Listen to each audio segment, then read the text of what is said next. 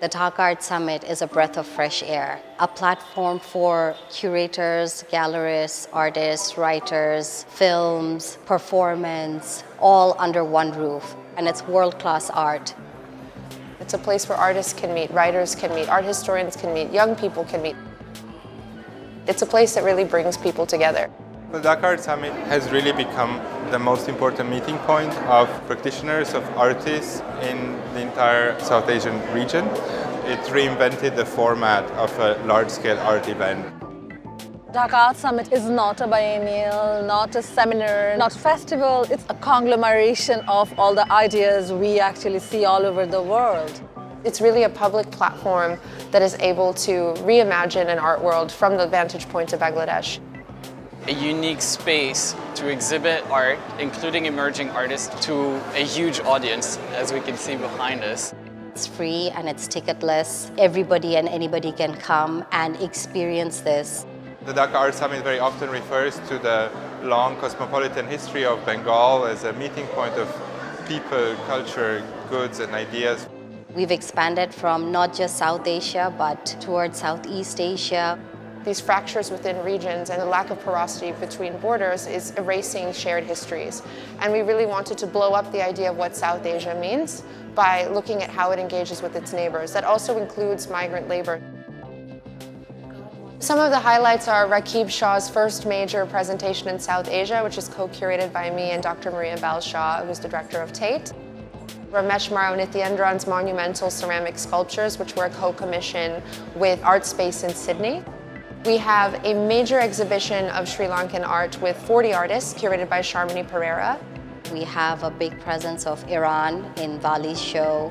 The Festival of Art Persepolis and the archives that I've excavated were able to now be contextualized in a bigger reality of Asia. The archive for the first time also actually has become performative. Every day there is a different program of art exhibition conceived as theater. Transgressing even the lines of what might be accepted as a video piece, because we're presenting on screens that sort of disappear while being projected on. The Samdani Art Award is a platform for young Bangladeshi artists, and it's an open call. We're showcasing the work of 11 artists here. One of them will be receiving the award and granted a residency at the Dhaka Art Foundation. For the first time, we're commissioning new works by these artists. They'll be mentored by a group of professionals put together by the Liverpool Biennial. It is not that often that you get that opportunity to work with an artist on a career-defining moment. Emerging artists really need support. The summit only exists for 9 days, but the art scene of Bangladesh exists 365 days a year.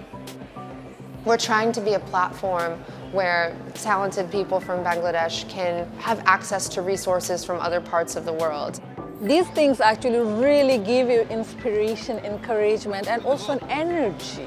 What's actually really important to grow as an artist. We are seeing Bangladeshi artists being included in exhibitions around the world. We've opened up a whole other world of possibilities for our young artists, and we really think that they're the future. Dhaka Art Summit has always been an educational initiative, so we launched our inaugural Samdani Architecture Award. The winner was Maqsoodul Karim, who imagined a school made out of an upside-down local boat. So that is at the heart of the Shilpa Kala Academy, and we are having 27 workshops, collaborating with schools from Basel to Yale to Harvard. Bangladesh is a very young country. Educating teenagers and young audiences is a really important part of what we do.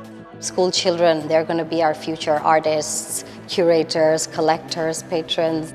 This time we also wanted to focus on inviting art historians to also help train young art historians here who can write their own histories. These are matters, I think, which those of us who profess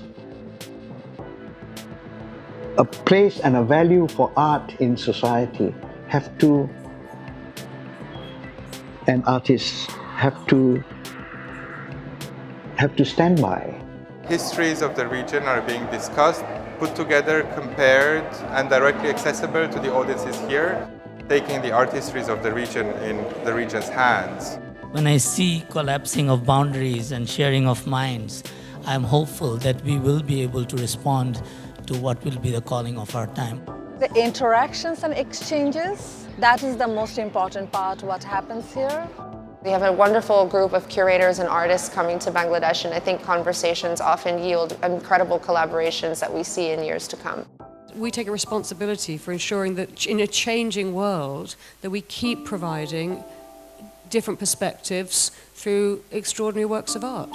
Unless this kind of wonderful effort is supplemented by another kind of work, we cannot go forward to engaging with the impossible possibility of a socially just world.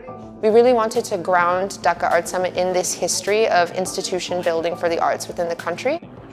Because we don't have any contemporary art museum, this show works as a pop-up museum.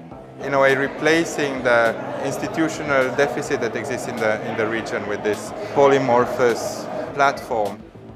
I think visitors will take away the incredible potential that's found within difference. Today, it is really important to consider and respect multiple points of view. I believe that we are offering something that they never saw before. Through the Dhaka Art Summit, Dhaka is becoming a center for contemporary art, both regionally and internationally. It's an experience. Dhaka Art Summit has become a great place to discover artists. We wanted to recalibrate how the world sees Bangladesh and also how Bangladesh sees itself.